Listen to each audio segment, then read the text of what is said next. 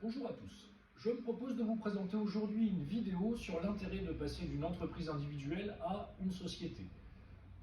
Généralement, les entrepreneurs, ou très souvent en tout cas, vont démarrer sous la forme d'une auto-entreprise, d'une entreprise individuelle, lorsque l'activité est en phase de démarrage et qu'il n'y a pas dépassement d'un certain volume de chiffre d'affaires. Et lorsque l'activité va commencer à augmenter, que le chiffre d'affaires va commencer à croître, eh bien l'entrepreneur va bien souvent se poser la question de savoir s'il est opportun de passer, enfin, choisir comme forme d'exploitation une société de capitaux, une société commerciale, ça peut être une URL, une SARL, ou une SAS, ou une SASU lorsqu'il s'agit de commerçants. L'intérêt de passer d'une structure d'exploitation entreprise individuelle à une société va être multiple. Tout d'abord, en termes de responsabilité individuelle,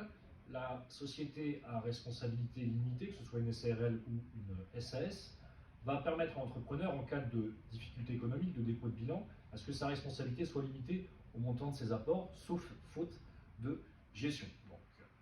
il y a un écran qui va se former entre le dirigeant et les tiers, ça peut être également des salariés, et donc cette société, c'est elle qui va faire barrage et tampon avec ce principe de société à responsabilité limitée. Autre intérêt, il va être d'ordre organisationnel et fiscal, puisque en choisissant une société de capitaux, on va être soumis, alors parfois sous option, mais généralement on va être soumis à l'impôt sur les sociétés, et donc le dirigeant va pouvoir lisser sa rémunération et éviter les régules que l'on a bien souvent en entreprise individuelle, puisqu'en passant sous la forme de société, il ne paiera, le dirigeant à titre personnel, des charges sociales et de l'impôt sur le revenu que sur les rémunérations qu'il va percevoir, alors que lorsque l'on est en entreprise individuelle et qu'il y a une sorte d'effet yo-yo, c'est-à-dire des augmentations de chiffre d'affaires ou des baisses de chiffre d'affaires, eh bien non seulement on va payer des acomptes d'impôt sur le revenu qui seront